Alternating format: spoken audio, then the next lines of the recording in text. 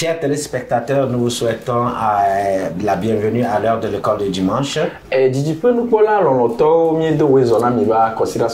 vous souhaitons aussi une bonne écoute.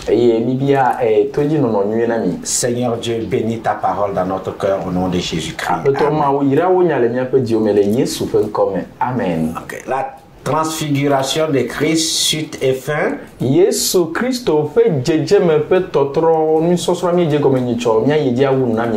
la dernière fois, nous avions défini la transformation de Christ comme étant cette manifestation de sa gloire à trois de ses disciples sur la montagne de Tabor. Et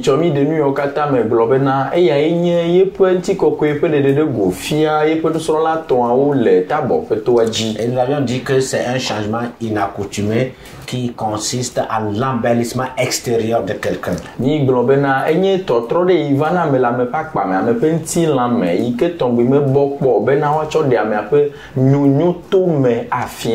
aussi cette transformation confirme la divinité de Christ dans la loi représentée par Moïse et dans les prophètes représentés par Élie.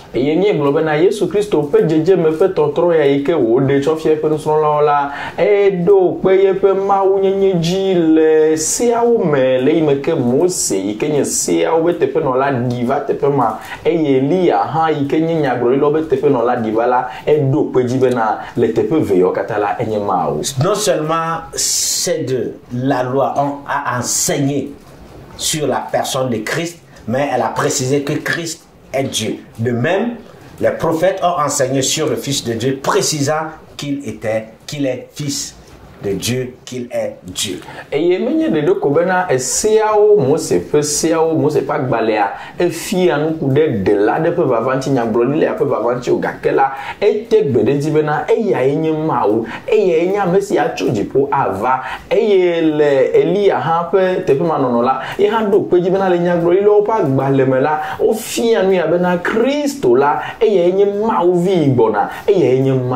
aujourd'hui, nous terminons avec l'évidence de la transformation de Christ.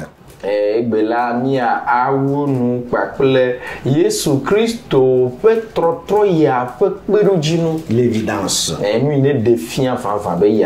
voici le but de la transformation de Christ, c'était pour révéler sa gloire éternelle.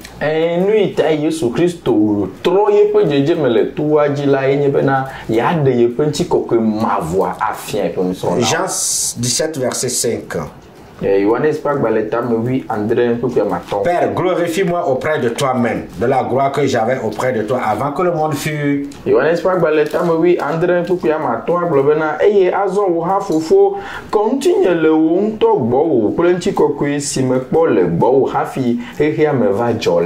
Donc, avant qu'il ne vienne, il vivait dans la gloire éternelle.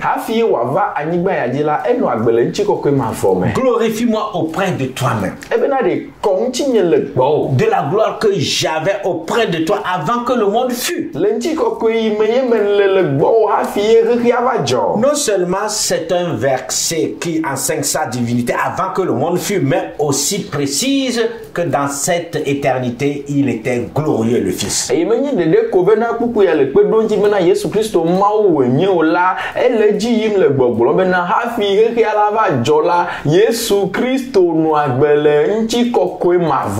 La transfiguration de Christ a pour but également de révéler sa divinité, nous l'avions dit. Et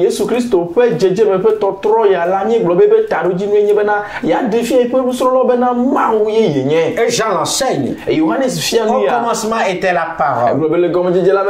La parole était avec Dieu. Et la parole était Dieu. Elle était au commencement avec Dieu. Jean 1:1. Au commencement était la parole de Dieu. Était la parole. Et la parole était avec Dieu. La parole était Dieu.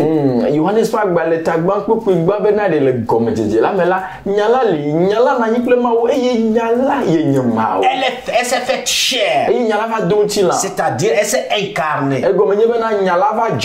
Et dans son chapitre 10, le verset 30, Jésus-Christ dit, moi et le Père, nous sommes 1. Et le Yohanes va parler ta o ku la to amela Yesu no gro te ma be na nye ple fofo la nye le de ka.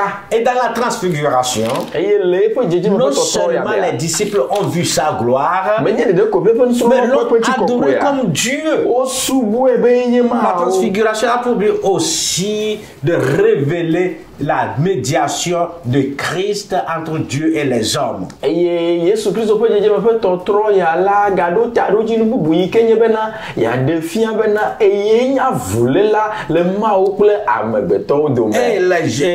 l'apôtre Pierre l'a enseigné dans 1 Timothée 2:5 en disant qu'il n'y a qu'un seul sauveur, un seul médiateur entre Dieu et les hommes, Jésus-Christ. Et l'apôtre Paul fia nu ale Timothée va gba le gbanto ameno gbogbo bena avlela de kako ye le ma o pla megbeto dome Yesu Christo amen. Et cette médiation a été caractérisée, ou bien c'est caractérisé par plusieurs faits. D'abord, la postérité de la femme dans Genèse 3, le verset 15. Et la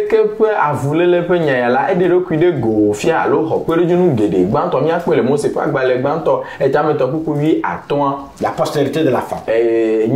Je mettrai inimitié entre toi et la femme. Entre ta postérité et sa postérité. Celle-ci t'écrasera le talon ou la tête et tu lui blesseras le talon. Donc, la médiation entre Christ et les hommes s'est faite par la postérité de la femme qui est Christ. Et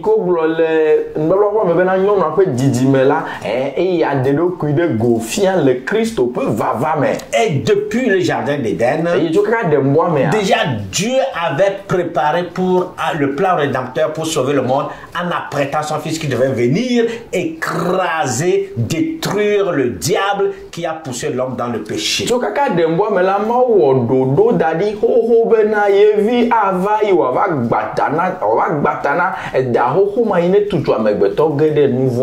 Et cela s'est caractérisé aussi par le fait que Jésus-Christ est la pierre angulaire que les bâtisseurs ont rejetée, selon Actes 4, 11 et Psaume 118, 22. Et Salomon halofa de kawenyi kuku blaveve la na kpole te pema bena e ya gade do kuide go chofia lei mo pon pocho Yesu Kristo nti bena e ya enye jogweji pe ike hotula ogbe. Justement dans Somme, c'est une prophétie messianique. La pierre qu'ont rejeté ceux qui bâtissaient est devenue la pierre ou bien la principale de l'angle. Et Luc reprend cela dans Acte 4, le verset 11.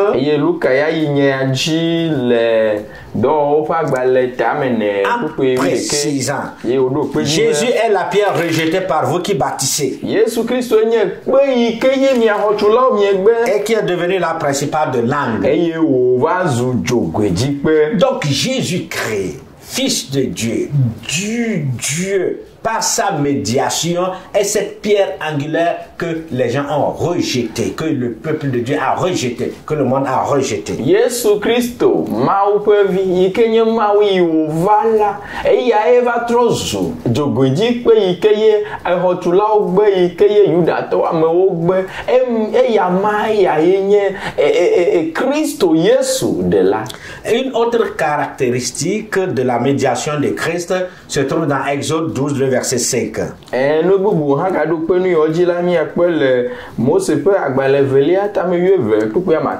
Exode 12, verset 5.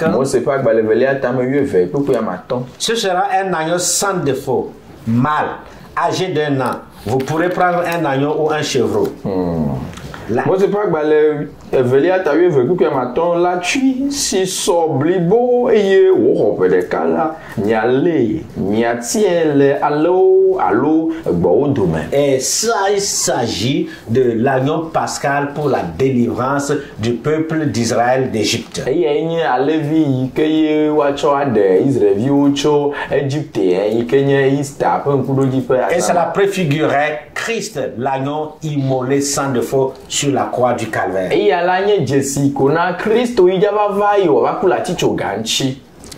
enfin, nous dirons également que la médiation de Christ par sa transfiguration est le seul nom qui a été donné sous le soleil pour le salut de toute l'humanité, selon Acte 4, le verset 12.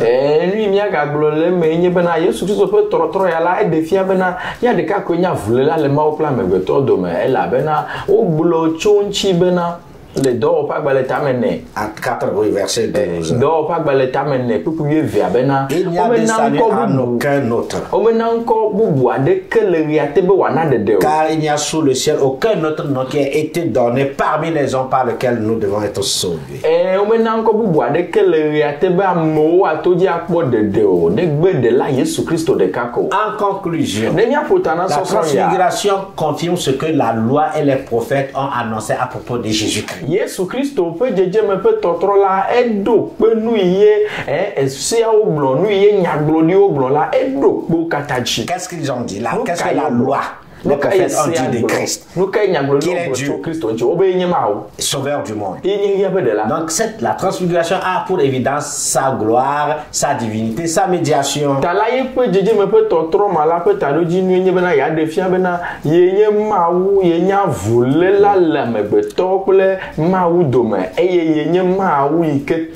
Que devons-nous retenir?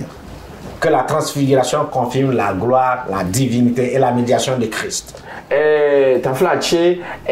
Christo peut jeje me fait trop là et le peut doji bena Christo enye maou Christo enye avule la le maou pour la mebeto dome yo gado peut ji bena enye maou ike peut nchi kokwelida affaire. Vivons une vie de témoignage digne de la gloire de Christ. 2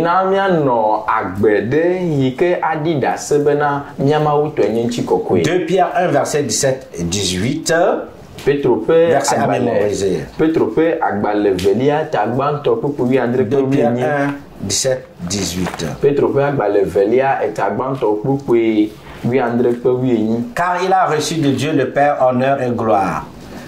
Quand la gloire magnifique le fit entendre une voix qui disait: celui-ci est mon fils bien-aimé, en qui j'ai mis toute mon affection.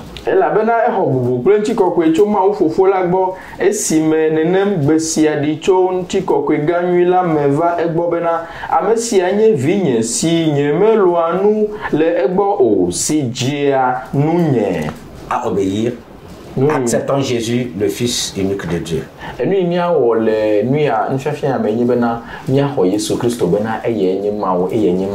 Jésus, nous te bénissons. Tu es le Fils de Dieu, le Fils glorieux, qui avait la gloire même, qui vivait dans la gloire et qui était la gloire avant la fondation du monde. Nous confessons que tu es Dieu et que tu es le seul médiateur entre Dieu et les hommes pour le salut de l'humanité. La pierre qui a été rejetée par les bâtisseurs, l'agneau immolé, nous t'adorons et nous t'acclamons. Nous te célébrons et nous te magnifions. Permets-nous de percevoir, Seigneur Dieu, ces réalités afin de les vivre. Quelqu'un a-t-il besoin de la révélation? A-t-il besoin du salut? Tu es celui qui donne la révélation et le salut. Fais-le pour la gloire de ton nom. Bénis les téléspectateurs. Amen. Dieu vous bénisse.